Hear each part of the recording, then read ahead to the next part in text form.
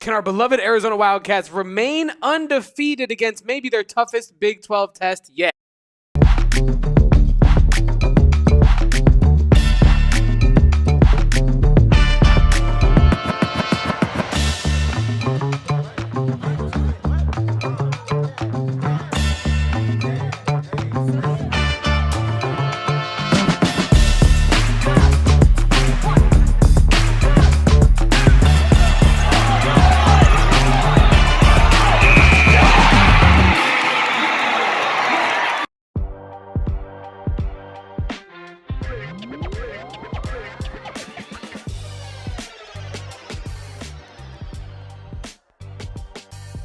Welcome on into the AZ Wildcats podcast, brought to you by our friends and presented by our friends over at Circle K, because we are live from Studio K.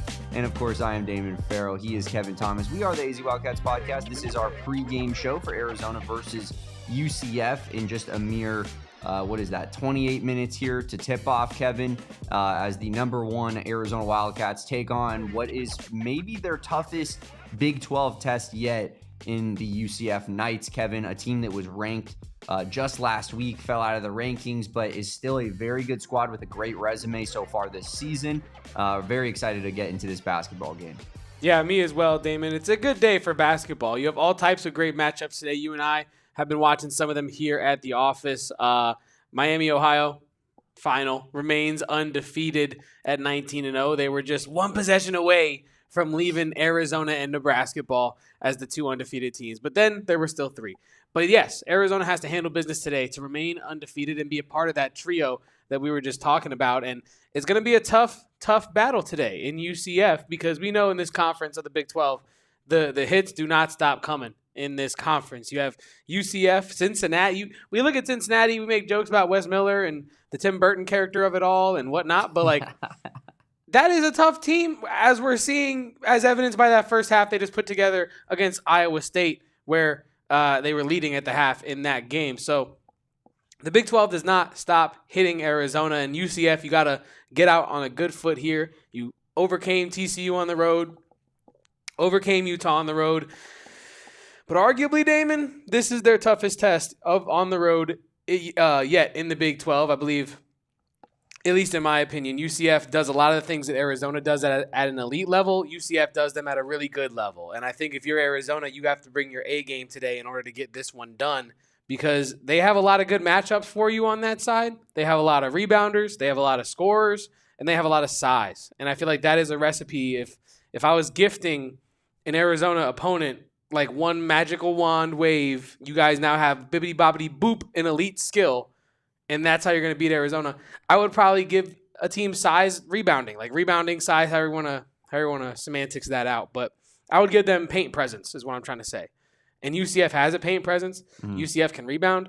UCF has really high level shot making with Riley Kugler. So this is going to be a very tough game for Arizona, but a game that they can get done, Damon, for certain. Yeah, I definitely, obviously Arizona is the more, talented team, the team that is the favorite for good reason. But UCF is a team that has to be, as I said, taken very seriously, because Johnny Dawkins has done an incredible job flipping this roster from last year to this year. I mean, if you look at the roster retention rate, they are tied for last in the country, because you cannot have less roster retention than 0.0%. And that's what UCF is dealing with this season. But as we talked about on Friday's show yesterday, Kevin, it's when you have such a bad team, it really isn't that big of a loss to have an entire roster that you need to flip. Outside of a Keyshawn Hall, outside of I believe a Theum as well, there's not really any players that you would have kind of wanted to hold on to from last year's UCF roster, and they find a way to get kind of in a similar vein to what Bobby Hurley did at ASU, but I think a better version of it. They found a way to get undervalued upperclassmen, guys that have experience, bring them in, and they've become a good basketball team in the process. Yeah, that's a really good point. And not only are they a good basketball team this year, but as a program, they're pretty damn good at home, which is the crux of the issue today for Arizona. They have 9 straight wins at home, and 11 of their 17 overall Big 12 wins since joining this illustrious conference have come at home. So if UCF is going to get a conference W, it seems like, at least statistically, almost half the time or above half the time, it's coming at their home arena. And so Arizona's up against it. We saw Bruce Pascoe tweeting out earlier that a local beat reporter was saying it's the longest fan line pregame this long before a game he's ever seen.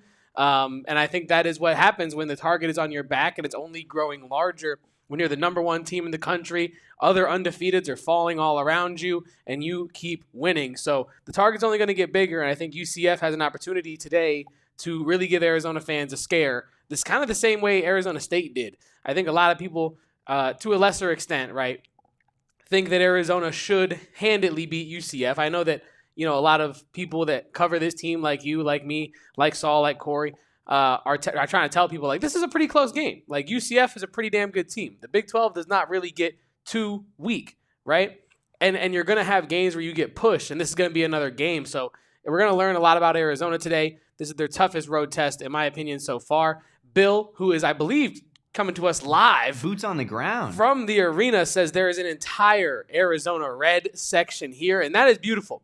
That is beautiful to hear. We're going to need y'all being absolutely on fire and being very loud today. But, yeah, this is a very tough UCF team, Damon. And shall we get to some discussion of the game, or should we do our shots fired here? Why don't we go ahead and do our shots fired? I'm going to go ahead and clear out for you, ISO Kevin, because you're going to bring the fire on this shots fired segment. Brought to you by our friends over at Three Amigos Tequila. Of course, the favorite tequila of this podcast here, and just the overall favorite tequila of all Arizona residents, because we party hard with Three Amigos Tequila. Kevin, what do you got for us today? Damon, Johnny Dawkins has done a great job. We talked about it off the top of the show. He's done an incredible job making sure that his UCF team is going to be competitive in this Big 12 conference, and I want to commend him for that.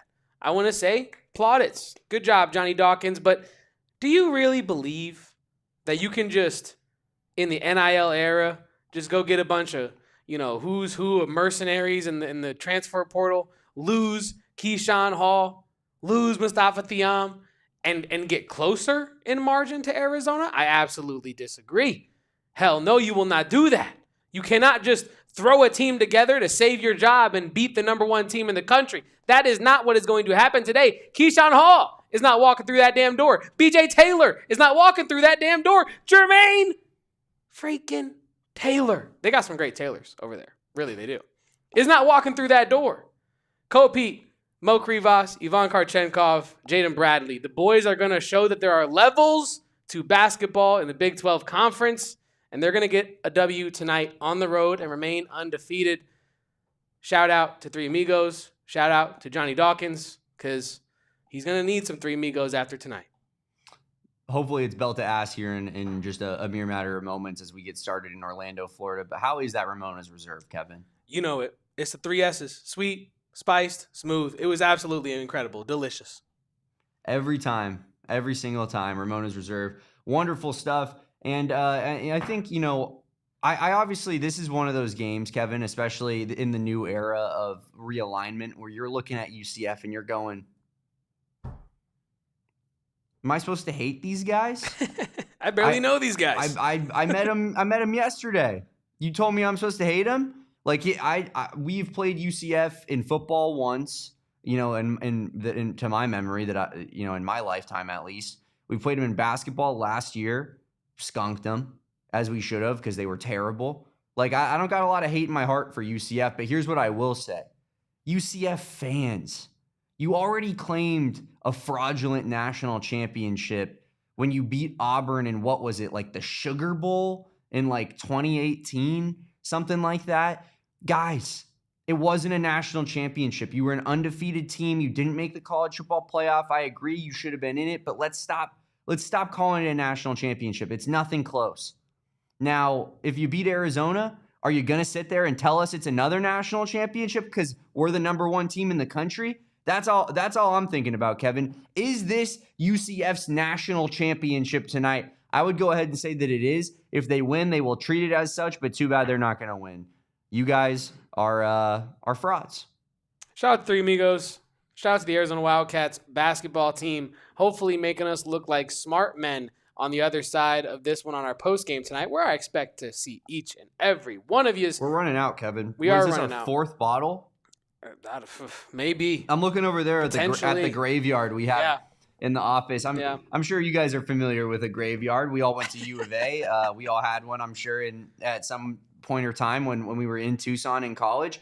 Kevin and I have a mini graveyard of our own, starting with Ramona's reserve bottles, and I think that this is the 4th one that we've gone through since football season. Yeah, I mean, hey, shout out to Three Amigos. I apologized already, but you know what? Rescind my apology because I'm not apologizing for it. Not apologizing for it. We just like to have fun, party with Three Amigos. Exactly. I love it, Damon. And I also love this matchup because, look, man, this is a very good game. And then on the Arizona side of things, I had some questions for you, Damon.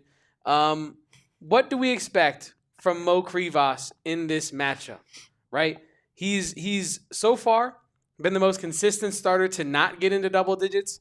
I believe it is 9 single-digit performances and 8 10-plus digit, or not 10-plus digits. Oh, my goodness, that'd be unbelievable. But more 8 games of 10-plus points. What do you expect from Mo Krivas in this one? Do you think that John Bol is going to be able to slow him down, or will it be Motiejus Krivas kind of returning to our good graces, so to speak? Yeah, I mean, I don't know if that I understand the statistic, and I think when you're a team like Arizona, you have so many mouths to feed. But I don't know if I view Mo Krivas' single-digit performances as like, oh, he really just didn't have it in this game. There are times where that's the case, but I don't always feel that way. I would be interested and curious to see how many of those single-digit performances, you said there were 9, right?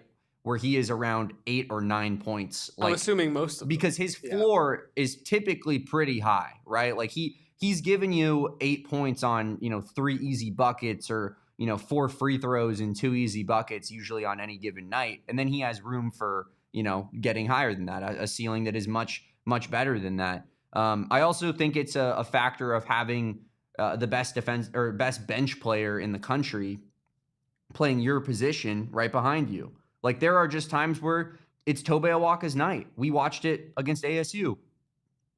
Mo Krivas is not going to get the bulk share of the touches and whatnot in that game, and I understand that was one of those games where you could say, yeah, he just didn't really have it tonight. That was a bad game for Mo Krivas' standard, but again, like he is the one guy who is competing with a dude who easily could be starting in his place. Like that's the only, I think, position you could say that about on this roster. The rest of the starting lineup is almost, written in Sharpie, I would argue. So I do think there's a little bit more nuance to that conversation than just like, oh, he's given us single-digit performances semi-often. But I do think that we could see a good performance from Krivas tonight. I think UCF has size at their different positions, and they're like a pretty big physical team. But I don't know if their center rotation is up to snuff to compete with Arizona's and how good Tobe Awaka and Mo Krivas can be when they're really firing on all cylinders. Yeah, I totally agree with you. I asked you that question because we did see Mo Krivas have, I think you could argue, his worst game of the year against ASU, and that is because he's had some really good games this year. But he definitely struggled against Arizona State. And you see John Bol for UCF, who is another 7'2" big, right? Like we talked about with Masamba Diop. There's not a lot of bigs in this country that are skilled and can compete in Mo Krivas' weight class, right? And when you're looking at John Bol, he's a guy that can compete in that weight class, but we've seen in some games this year, he can kind of become invisible, right? 2 points, 3 rebounds in 12 minutes against KSU, 2 points, 3 rebounds in 8 minutes against Cincinnati. And that's a 1-point game where I'm assuming you would want some of your better players out there if you are UCF. And then in the loss to Oklahoma State, he had 2 points, 1 rebound in 10 minutes, right? So those are your last 3 games if you're John Bol. And prior to that, he's playing a little bit more, putting up like 11 and 6 points on 5 and 11 rebounds, right? His first double-double of the year coming against FAU, right? That is not exactly a Big 12 level opponent, quite frankly. Respect the Owls. I respect the Owls. I also respect the Big 12. You know what I mean? It is funny, like, sometimes, like, you think about just, like, how long our Final Four drought has been that you can say things like FAU has a more recent Final Four than the Arizona Wildcats, and it's not even close. Yeah, that hurt. I still remember being really, really upset at a hair appointment in St. Louis watching that FAU game where John L. Davis was going crazy. I Jerome remember. Tang has more Final Fours than we do in the last 20 years. Yeah. And Max giving It's us an time. update in the chat. Speaking of it's time for a Wes Miller lifetime extension. Iowa State down 10 to Cincy with 5 minutes left. The fall off is real. New J. Cole album dropping soon. Also, back to Mo Krivas is what I was trying to say. I feel like this is a game where he and Tobe Awaka, Koa Peat combined can really eliminate a lot of the threat that UCF's front court brings to the table. When you look at UCF's front court, you do have Jamichael Stillwell, who probably is, I believe, the best player in that front court tandem, in my opinion. You have Jordan Burks and then John Bol. I think Arizona's going to be able to overpower this UCF front court. Now, when I say that, I don't think it's going to be complete dominance from pillar to post. But what I do say by saying that is that I think John Bol, like I said, will at times become completely invisible or unplayable in this game because Mo Krivas is too physical, Tobe Awaka is too physical.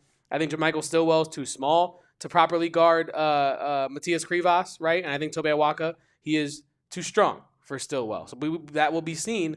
But I do think we get a bounce-back game from Motiejus Krivas, Damon. I really do in this matchup. Now, another bounce-back game that we might be looking forward to is the bounce-back of one Brayden Burries, at least in the scoring column.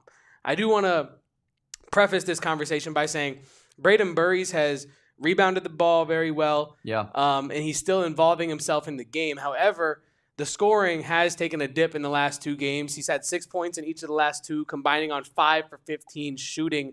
But like I said, he has rebounded the ball very well. Do you expect Brayden Burries to have some positive regression in this one and get back in the scoring column for, let's just say, like 12 plus?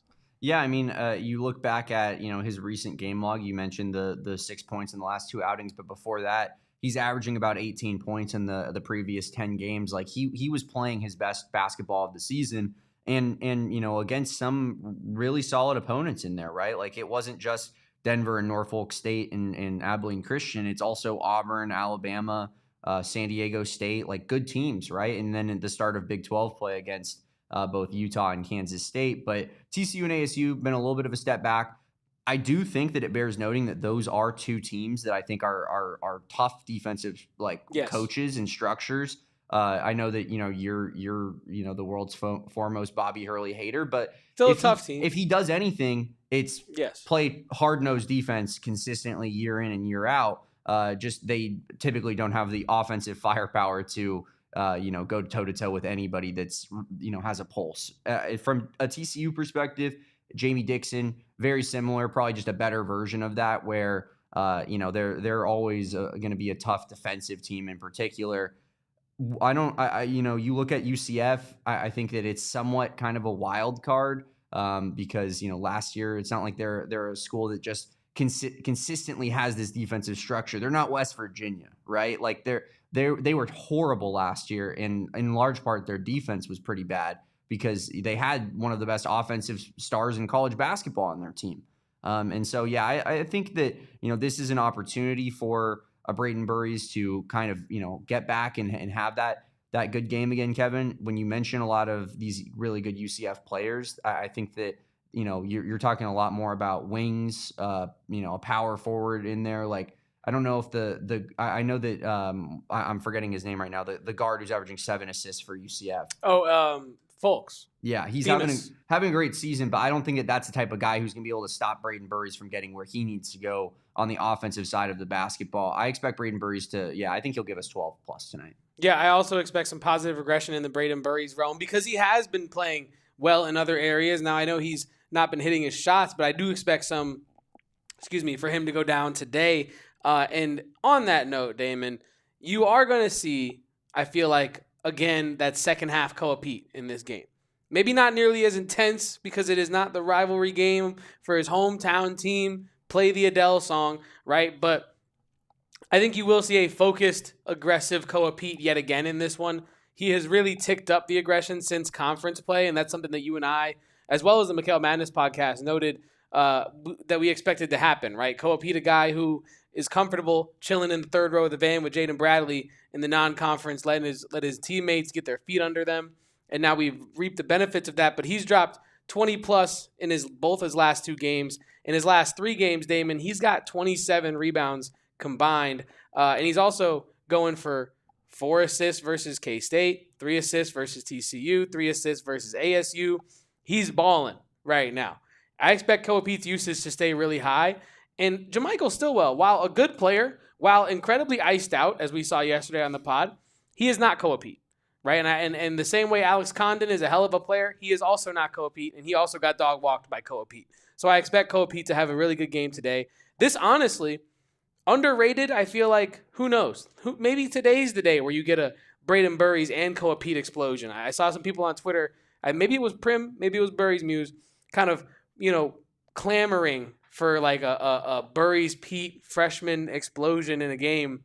Tonight, UCF is a great squad. I'm not saying the game's going to be a blowout, but who knows where your production could come from. And Koa Peat has clearly upped his aggression in this game. Now we got 9 minutes to tip off, Damon. Let's hit some keys. Let's hit some score predictions, and let's watch some basketball. Keys to the game, at least as I see it. I had like a bunch for this one, honestly, because the game is so close. This is nice for me and Damon on the pregame show to have a very nice close matchup to talk about because, like we've said on the past couple of pregames, and maybe naively so, it's hard to give keys to games when I feel like Arizona is much better than their opponent. They should just play their game and win. But I would say moving forward, we might as well just do like what Kevin wants to see from Arizona, like towards the ultimate goal. You know what I mean? Like in those type of games, it's not even about what it takes to get the W. It's what you want to see from Arizona in terms of progression in the season. You know what I mean? That is a good point. And on that checklist today, we have backcourt production. As we talked about with Brayden Burries, I do expect a bounce back from him. If you're going to get this job done on the road, you're going to need more than 6 points from Brayden Burries as I see it. And we love him. And I love him too, and he has been our fearless leader, and he is popping the trunk, and he is the engine, he's gear 4, he's in the third row of the van, all the nicknames. He's the closer. Jaden Bradley has been incredible all season for Arizona. But the one thing he has struggled with, at least in the last couple games, not all season, is foul trouble, right? And if you're going to get this job done and stay undefeated and stay away from the crabs trying to pull you back to the bottom of the barrel in terms of the top 25, Jaden Bradley's got to be in this game today. He cannot take himself out of the game. He's been incredible. He's been highly productive when you needed him most, but I think today you need him for the full 40, right? I really think you need him out there to play that good defense, continue to run the offense at a high level. So JB cannot get in foul trouble today. You need him to produce throughout the game today and not just down the stretch, right? Yeah, no doubt about it. He struggled with foul trouble a little bit, and then obviously he's coming late in games and he's dealt with the foul as well, right? Like it's not like not like he's fouling out. He's a leader. He's a senior with a lot of experience. Like he knows how to play with some fouls, but at the same time, you don't want to see Jaden Bradley off the court, especially when we're so accustomed to him playing like 35 minutes a game, right? Like he is the one position, and we've talked about this, and I think that we thought it was going to be a little bit different with Evan Nelson and in his starter experience at Harvard, that maybe he could manage to get like 8 minutes a game and give Jaden Bradley like just that little bit of extra rest throughout the season to kind of, preserve him and, his energy levels, his health. And we haven't necessarily gotten that, right? And it pains me to say that, Kevin. It really does. But I think that, Jaden Bradley needs to be on the court as much as possible. He's the one point guard on this team. You feel way more confident with Brayden Burries handling the rock than you did earlier in the season. The turnovers have gone down a lot, and he looks a lot more comfortable on ball. But at the same time, Jaden Bradley is one of the best players, if not the best player, consistently on this team. He needs to be on the court as much as possible. So let's hopefully JB stays a little bit out of foul trouble in a better way tonight, and then he can help close down the stretch like he always does. But I do believe Cincinnati and Iowa State has gotten close here, Kevin. Is that true? Real quick, while you look that up, to wrap up the JB foul conversation. Oh, no, it's 9 now. It got down to 5 for a second. Max said that Jizzle James hit the dagger. Yeah, it's probably over at this point. 2 minutes left, up 9. Cincinnati taking down number 2 Iowa State. Wow, incredible. Wes Miller. There's a pulse. That was hilarious. I thought Wes Miller was, as you say, a Tim Burton character, like a dead man walking. Yes. He's Jack Skellington. And all of a sudden, he has, been revived from the dead. Cincinnati basketball is back. It is. Cincinnati Oop is back. But to wrap up the JB foul conversation, he's had 3 or 4 fouls. Never 5, obviously. He has yet to foul out. But he's had 3 or 4 fouls, and I think I just counted 8 games this year, which I honestly surprised by that. I did not think that it was that many games. I thought it would have been like 3 or 4. But yeah, this is clearly something that Jaden Bradley's gotta figure out for the remainder of the year in terms of. He's a swiper. He is a swiper, but you can't get your hand stuck in the cookie jar when we need you most out there, JB. And today is one of those days. So, backcourt production, key number 1. Key number 2, crash the damn glass. UCF, we talked about it off the top, but this is a team that does a lot of things that Arizona does well. Arizona does it at an elite level. UCF does it at a pretty good to really good level. Rebounding is one of those things. Arizona has to come out and flex their muscle on the boards today, show why they're the best front court in the nation. I was watching that damn Florida Vanderbilt broadcast, listening to it on the way into work today, Damon, and would you believe the announcer now, it is SEC ESPN, I understand. But he was like, definitively said, and we know that Florida has the best front line in the country. Do we understand that? Are you sure? Are you sure? Because I'm pretty sure we watched Arizona handle that vaunted front court pretty easily on night 1. And I think that Arizona is going to have to continue to prove that today and rebound the hell out of the ball because UCF also rebounds the ball very well. Final key today, prevent UCF from burning you from 3. If we know one thing, one of the recipes to beating Arizona is going to have to be getting on fire from beyond the arc and rebounding really well, forcing Arizona into long, fruitless offensive possessions. And UCF is a team that could do that, and I think it's incumbent upon Arizona, their perimeter defenders like Jaden Bradley, Ivan Kharchenkov, Dwyane Aristode when he's in the game, to prevent and run guys off the three-point line. And I had a 4th key, and I'll throw it in there real quick. Turn UCF over. In one of their 2 losses to Vanderbilt, they turned the ball over 12, or not 2 losses to Vanderbilt, one of their 2 losses, which was to Vanderbilt, they turned the ball over 12 times. And I think UCF is a team that, like Johnny Dawkins said in his most recent press conference, loves to play efficient basketball just like Arizona does. They love to take good shot, great shot, just like Arizona does. But if you can force them into inefficient basketball, take them out of their comfort zone, you really raise your chances of winning this game. Yeah, I certainly agree with that. I think that the recipe for Arizona or beating Arizona is you kind of almost have to be hot from 3. Yeah. You almost have to trade threes with, the most efficient 2-point shooting team maybe in college basketball when you factor in schedule and level of opponent that is being played against. Like Arizona is a team that loves high efficiency shots. They're getting almost everything at the rim. There's a reason Koa Peat is such a perfect fit for a Tommy Lloyd system, and it's because Tommy Lloyd loves easy buckets. That's why he loves guys like Motiejus Krivas who can put their back to the basket and are very fluid with their feet. It's why Tobe Awaka, a dude who just is an offensive rebounding machine and just is able to put consistent second chance points up. Like that is how Arizona wants to play. If you want to combat that, you got to hit some mid-range jumpers and you got to hit some threes. And so. Yeah, you got to keep UCF from getting hot tonight. Love those 3 keys, Kevin. Let's get into some score predictions and let's get on out of here as we get to Arizona versus UCF here in just a mere matter of moments. What do we got? I have 82 on the UCF side to 88. I think Arizona gets it done. I think this is a really tough conference game where I believe it's Mark Titus. Cue that tweet. I think we're going to be having some of those vibes today, and that is my score prediction. 88 to 82. We remain undefeated. But boy, is it going to be tough. Yeah, I'm in a very similar neck of the woods as you, Kevin. 91 to 84, just a little bit higher scoring, but I think Arizona gets the job done tonight. I think that the spread is pretty consistent with where I think that this margin is going to be, and I feel like Arizona is just the better team, but UCF is going to give us a very solid game. Yeah, I agree. I think UCF's going to give it the good old college try in this one, and it's going to be very close down to the wire, in my opinion. Hopefully not. Hopefully the first half is close, and then the second half, Arizona just pulls away, and Damon and I can be on here talking our ish on the postgame show about how damn good Arizona is and how BYU should be scared and how we're not scared of Iowa State because y'all got beat by Cincy and all this great stuff. Please, Tommy Lloyd, please let us have those vibes on the postgame. The year of our Lloyd. 2026. What else we got before we get out of here, Damon? That's going to do it for the AZ Wildcats pregame show. Again, we're going to be live for postgame about 10 to 15 minutes after that final buzzer sounds. So be here for that one on this very same channel. So appreciate everybody for watching this one. Please drop a like on this video. Helps us reach a broader audience, sends it just to more people's algorithms. We appreciate all the help in that regard. Rate and review on your favorite podcasting platform. And we appreciate everybody for being in on this one. Like this video. Follow my guy Kevin at KevoPost. Follow me at Damon Dog. That's DAWG. Follow us at PHNX_Wildcats, and we'll catch you on post game. Until then, peace out. Bear down. And go Cats. Failure to launch?